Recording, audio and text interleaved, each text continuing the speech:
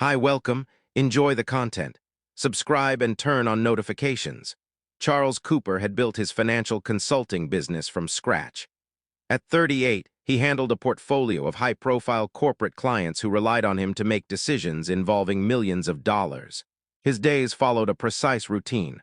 He would wake up at 6 o'clock a.m., skim through financial reports before having his coffee, and ensure that every part of his day was carefully planned. Lauren, his 35-year-old wife, worked as an event coordinator for mid-sized to large companies in Chicago. Their paths had crossed 7 years ago at a business conference where she was in charge of the event, and he was one of the keynote speakers. 2 years later, they married in an elegant ceremony by Lake Michigan, exchanging vows that Charles believed were as firm and reliable as the numbers on his spreadsheets. Their home in Lincoln Park was spacious and elegantly decorated, reflecting Lauren's excellent taste and the financial security Charles had built. Lauren had always been the life of the party, eager to invite friends over for wine and dinner on weekends. Charles, on the other hand, was more introverted. He would politely attend those gatherings but would often excuse himself early, retreating to his home office to work while the women chatted freely in the living room. It was a balance that worked for both of them, or at least that's how Charles had believed it until that fateful Friday evening in October. That night, Lauren invited 3 friends over for dinner. Charles made the first round of drinks, exchanged pleasantries about work and the latest city events, then excused himself, claiming he had important contracts to review. He retreated upstairs to his second-floor office, turned on his computer, and began poring over risk analysis spreadsheets. About an hour later, he realized he had left his phone in the kitchen. Quietly, he descended the stairs, careful not to make a sound. From the living room, he could hear laughter and the soft clinking of glasses. It was then that he overheard Lauren's name, spoken in a tone that made him pause in the hallway out of sight. "Lauren, you're terrible," one of the friends laughed. "Those secret little getaways of yours are going to get you in trouble one day." More laughter followed. Charles felt a strange sensation twist in his gut. Something about it didn't sit right. Maybe they were talking about some surprise she was planning for him. But then another voice, Brenda's he recognized, added with a knowing laugh, "At least you're having fun while it lasts, right? What Charles doesn't know won't hurt him." The laughter that followed had a hidden meaning, an air of secrecy. Charles stood still, his heart pounding in his chest. His trained mind, usually focused on analyzing data and spotting patterns, began to process this information differently. Secret getaways. What Charles doesn't know. The way Lauren's laugh had sounded, uneasy and different. Charles didn't go into the room. Instead, he quietly returned to his office, grabbed his phone from where he'd left it, and descended the stairs, deliberately making noise on the way down. When he entered the living room, the women were talking about party decorations, their conversation light and casual. Lauren greeted him with the same warm smile she always had, and Charles smiled back, but something had shifted inside him. That night after their friends left and Lauren had fallen asleep beside him, Charles lay awake, staring at the ceiling. The words echoed in his mind, secret getaways. He wasn't a paranoid man, nor was he jealous, but he wasn't blind to changes either. Over the past few months, Lauren had started altering some of her routines. She began going to the gym more regularly, always on Tuesdays and Thursdays during lunch. She'd come home energized, speaking about how the workouts made her feel renewed. Then there were the late-night client happy hours, and a weekend when she told him she had to attend an events conference in Indianapolis, returning only on Sunday evening. Charles had thought nothing of it, even encouraged it, believing it was all part of maintaining a healthy balance in her professional life. But now, he couldn't shake the unease that had crept in, lingering in the back of his mind. Now every little detail took on new weight in his analysis. Saturday morning, Lauren left early, saying she had a meeting with a client to plan a corporate event. Charles waited until she was gone, listened to her car drive off, then went to the home office where they kept their shared laptop. It was a computer they both used for household matters, personal finances, and online shopping. Charles knew the password. They'd never kept secrets from each other, or so he believed. He opened the laptop and went straight to the browser history. Lauren had recently cleared everything, which was odd because she'd never done that before. Charles wasn't a tech expert, but he knew the basics.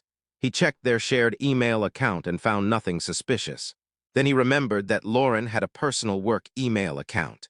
He knew the password because she'd written it on a sticky note stuck to the monitor months earlier when she'd needed him to forward an urgent file while she was traveling. He hesitated for a moment. This was an invasion of privacy, a breach of trust, but the words from the night before came back forcefully. Secret getaways. Charles typed in the password and accessed Lauren's personal email account. The inbox was full of professional emails, event confirmations and vendor conversations. Nothing unusual. But when he clicked on the deleted messages folder, he found something that made his world begin to crumble. There were dozens of emails exchanged with an address he didn't recognize. nicholas.fitmail.com. Charles opened the first message and read it. Can't wait for Tuesday. You know how you drive me crazy. Lauren's reply, I'm counting the hours too, that hotel near the airport. Noon. Charles felt like the air had been ripped from his lungs. He kept reading message after message, each worse than the last. References to meetings, physical compliments, schedule coordination. The name Nicholas often appeared signed as your favorite personal trainer. Charles closed the laptop and stood up from the chair. His hands trembled slightly, but his mind was already working. A personal trainer. Lauren had mentioned casually months earlier that she'd hired a trainer to help her stay in shape. Nicholas tours from Elite Fitness, the same gym she attended. Charles had even heard the name a few times, always in innocent contexts. Nicholas suggested I change my diet. Nicholas said, I'm making good progress. Charles had never suspected anything. Why would he? Lauren had always been independent and sociable, and he trusted her completely. But now, mentally rereading every mention of Nicholas, every extra workout, every schedule change, Charles saw a different pattern emerging. This wasn't paranoia. It was facts, data, evidence. He needed more information before acting.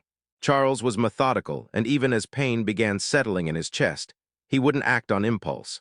He picked up his phone and searched for private investigation services in Chicago. He found 3 well-reviewed firms, chose one called Midwest Investigations, and called. A man with a deep voice answered and introduced himself as Jack Donovan, a private investigator with 20 years of experience. Charles explained the situation directly without beating around the bush. I need confirmation and photographic evidence if possible. My wife might be having an affair with her personal trainer. Jack didn't sound surprised, just professional. Happens more often than you'd think. Mr. Cooper. Personal trainers, yoga instructors, tennis coaches. Physical proximity, endorphins, it's a dangerous combo. I can start Monday. Do you have the time she usually meets him? Charles did. The deleted messages contained dates and times. Tuesdays and Thursdays, always at noon, always at the same hotel near O'Hare International Airport, far enough from downtown to avoid running into anyone they knew. Jack said he'd need no more than 48 hours. The cost would be $2,500 up front plus expenses. Charles didn't hesitate. He needed the truth, not assumptions. Monday arrived and Lauren left for work as usual, kissing Charles on the cheek and saying she had a busy day ahead.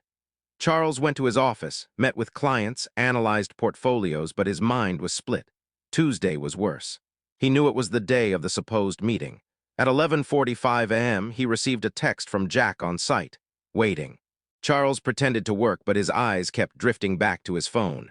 12:20 p.m., another message. Confirmed. Both entered the hotel, room 314. Charles closed his eyes for a moment and took a deep breath. Part of him still hoped he was wrong. Still wished there was some innocent explanation, but he knew there wasn't. At 2:15 p.m., another message from Jack. They left separately. She went first. He followed 10 minutes later. I've got photos. Can I deliver them to your office at 6 o'clock? Charles replied, yes. The rest of the day passed in a fog. He canceled 2 meetings, telling his assistant he wasn't feeling well. It wasn't a lie. At exactly 6, Jack Donovan showed up at Charles's office carrying a manila envelope. He was a man in his 50s, gay-haired with a neutral expression. He placed the envelope on the desk and said, I'm sorry, Mr. Cooper. It's never easy. Charles opened the envelope. Inside was a series of high-resolution printed photographs. Lauren entering the hotel in workout clothes, but carrying a large bag. Nicholas Torres arriving minutes later. A man around 30, athletic, generically handsome, in a way Charles imagined appealed to many female clients. Photos of them entering the elevator together. And the worst of all, a distant shot taken through a partially open window of room 314 showing Lauren and Nicholas in an intimate embrace. Her laughing, him kissing her neck. Jack had done more than just take photos. He also handed Charles a detailed report. I ran a basic background check on Nicholas Torres. He's married, Mr. Cooper.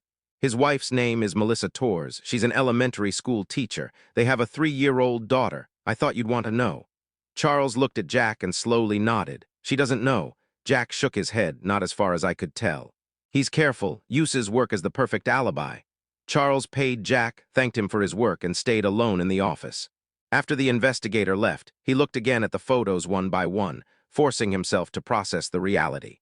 His wife, the woman he'd shared 7 years with, plans, dreams, a home, a life, was cheating on him with a married personal trainer, meeting for midday hotel tourists while he worked to maintain their lifestyle. The pain Charles felt wasn't just emotional, it was physical too. A pressure in his chest, constant nausea. But along with the pain came something colder, more controlled anger. Not explosive or irrational anger, but the calculated anger of a man who realized he'd been made a fool. Charles wouldn't confront Lauren right away. He needed a plan, a way to turn this situation in his favor. Then he remembered the detail Jack had mentioned. Nicholas was married. Melissa Torres didn't know anything. Wednesday morning, Charles called the number for Melissa that Jack had included in the report. She answered cheerfully, probably thinking it was a parent calling about a student. "Hello, Mrs. Torres. My name is Charles Cooper. You don't know me, but I need to talk to you about something important involving your husband, Nicholas." There was a pause. The cheerfulness in Melissa's voice vanished. "What's this about?" Charles got straight to the point. "Your husband is having an affair with my wife. I have photographic evidence. I believe you have a right to know." Silence lingered on the other end for several long seconds. Then Melissa said, her voice trembling, "Are you sure?" Charles replied that he was absolutely certain. "I can email you the photos if you'd like, but it might be better if we met in person." "This is delicate." Melissa agreed, still in shock. They arranged to meet Thursday morning at a discreet cafe. When Charles met Melissa Torres, he saw a woman who looked exhausted, her eyes red, as if she'd been crying all night. She held her coffee cup with both hands, as if the warmth were the only thing keeping her together. Charles showed her the photos, feeling a pang of guilt for being the bearer of such news, but also knowing it was the right thing to do. Melissa examined each photo with silent tears streaming down her face. "I suspected," she whispered, "but I didn't want to believe it. He always has excuses. He's always busy with clients." Charles felt empathy for her. They were both victims, deceived by people they'd trusted. "There's something else you should know," Charles said, then told her about Lauren. How she was an event coordinator with a broad network of corporate contacts. "I believe your husband was using my wife to land wealthy new clients. She organized events for big companies, new executives, people with money. Nicholas is smart. He wasn't just cheating. He was building a client list through her." Melissa closed her eyes, processing. "His income has increased a lot over the last few months. He said it was because he was getting known, building a reputation. But now it makes sense." She looked at Charles with sudden resolve. "What are you going to do?" Charles replied calmly, "I'll confront my wife tonight, and I think it would be fitting if you confronted Nicholas at the exact same time, maybe at my house. They need to see that their actions have consequences." Melissa immediately agreed. There was a hunger for justice in her eyes that Charles recognized because he felt it too. They worked out the details. Charles would text Lauren saying he needed to talk about something urgent when she got home from work. Melissa would show up 30 minutes later, bringing Nicholas along under the pretense that Charles wanted to hire his services. It would be a dual confrontation, a controlled explosion. Thursday night at 7 o'clock, Lauren came home to find Charles sitting in the living room.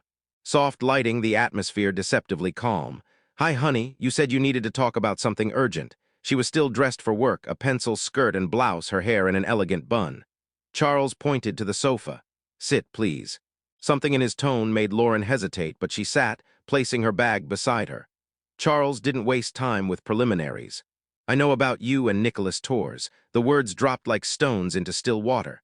Lauren instantly turned pale, mouth agape, eyes wide. "Charles, what are you talking about?" He picked up the envelope of photos from the coffee table and tossed it onto her lap. "Don't insult me by pretending innocence. I have proof. Photos, emails, schedules, I know everything." Lauren opened the envelope with trembling hands and saw the photos. Her expression cycled through several phases: shock, panic, and then something Charles hadn't expected, a feeble attempt to downplay it. She let out a forced, nervous little laugh. Charles, okay, this isn't what you think. It was just fun, nothing serious. I still love you. Charles felt anger rise like lava. Fun. You call betraying your husband in midday hotel rooms fun? Lauren raised her hands defensively. It was a mistake, I know, but it didn't mean anything. Just a few times, I swear.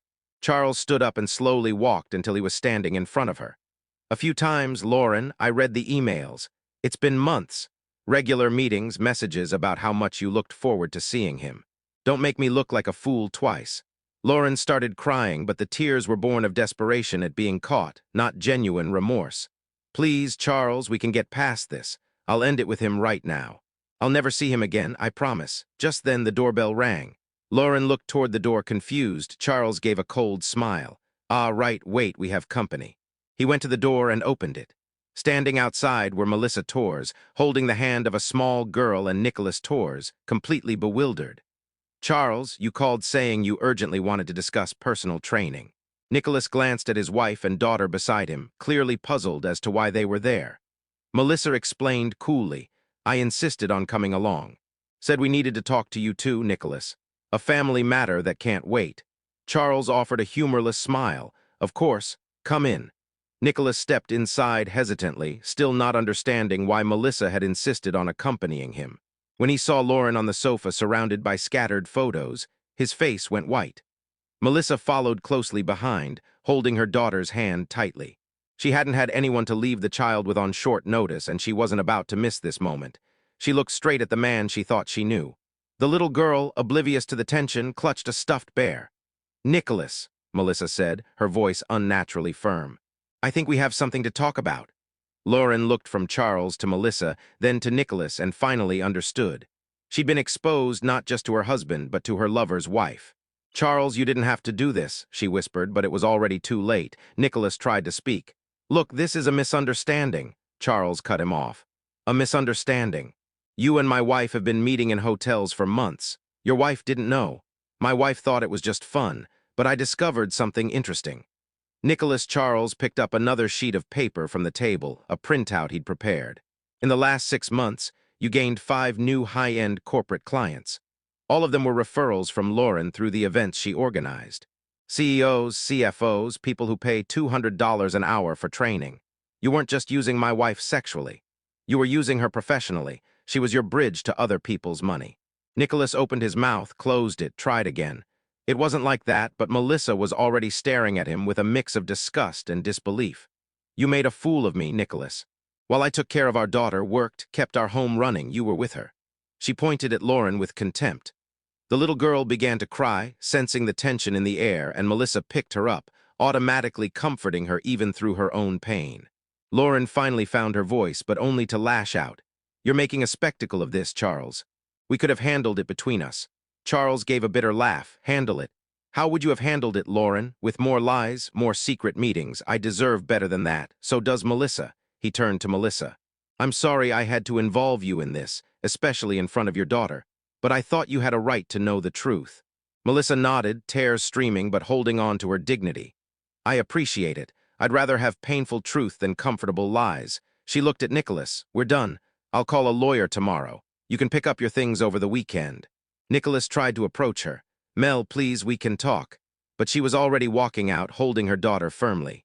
Nicholas stood there pathetic, glancing between Charles and Lauren. I'm sorry. Charles crossed his arms. Leave now. And if I find out you've gone near my wife again, I'll make sure all your clients know exactly what kind of professional you really are. Nicholas hurried out, nearly running for the door. Now Lauren and Charles were alone, the apartment silent and heavy. You've ruined everything, she said, her voice full of anger. Charles slowly shook his head. No, Lauren, you ruined it. I just exposed it. There's a difference. He sat in the armchair opposite hers. Tomorrow, I'm filing for divorce. You can stay here tonight, but I suggest you find somewhere else to go. Our marriage is over. Lauren tried to argue, cry, beg, but Charles remained unmoved. He'd made his decision. The following weeks blurred into lawyers, paperwork, and asset division. Lauren tried to fight for the house, but the infidelity evidence strengthened Charles's position in negotiations. In the final settlement, he kept most of the assets. What Charles hadn't expected was the ripple effect. 3 of the 5 corporate clients Nicholas had gained through Lauren canceled their contracts as soon as they heard about the scandal. Lauren lost two major contracts when the story leaked. Corporate events rely on trust, and Lauren had shown she lacked it. 6 months later, Charles ran into Lauren at a networking event. She looked visibly different, thinner with deep under-eye circles. She saw him, hesitated, but approached. "Charles, how are you?" He greeted her politely but coolly. "Fine. And you?" Lauren shrugged. "Getting by, lost some clients, but I'm rebuilding." Charles nodded. "Good luck with that." He was about to walk away when Lauren grabbed his arm. "I'm really sorry. I was an idiot." Charles looked down at her hand until she let go. "You were. And choices have consequences." She seemed to shrink. "Nicholas and I, it didn't work out. He blamed me for losing clients." Charles felt a bitter irony. "And what did you expect? That he'd be loyal?" Lauren fell silent. Charles added, "He used you for clients, for sex, for his ego. You threw away a solid marriage for someone who only cared about what you could give him." Lauren started crying right there. "I know. I ruined everything. You were a good husband and I didn't appreciate you." Charles felt a pang, maybe pity, but it wasn't enough. "I hope you learn from it, but I won't be part of your redemption. Take care, Lauren," and he walked away, leaving her behind. In the months that followed, Charles methodically rebuilt his life.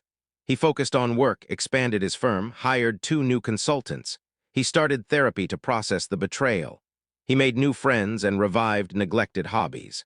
A year after the divorce, Charles met Amanda at a cafe. She worked as an investment analyst and had a sharp sense of humor. They exchanged numbers. It wasn't love at first sight, but it was a beginning. Charles learned that broken trust is hard to rebuild, but not impossible. He learned that dignity matters and that exposing the truth isn't the same as revenge. People like Lauren and Nicholas live in worlds where consequences are abstract until they knock on the door. Surviving betrayal doesn't just mean continuing to exist. It means actively choosing to rebuild through the pain. It means looking in the mirror and recognizing the man staring back, someone wounded but not destroyed. Lauren moved to Milwaukee, trying to start over far from the scandal. Nicholas lost his job at Elite Fitness after clients complained. Melissa divorced him and gained custody of their daughter. Sometimes simply letting the truth come to light is enough. Charles rarely thinks about them anymore. When he does, it's not with anger but with distant sadness. He moves forward because he chose not to let Lauren's betrayal define the rest of his life. On quiet nights in his new penthouse overlooking Lake Michigan, Charles reflects on how strange life is. You build something with someone brick by brick, believing it's solid, and then discover the foundation was cracked all along. But finding the crack doesn't mean crumbling with it. It means learning to build better next time with stronger materials, and maybe with someone who also understands the value of what's being built. Thank you for watching the video. If you enjoyed it, don't forget to subscribe to the channel and turn on notifications so you won't miss any updates. See you next time.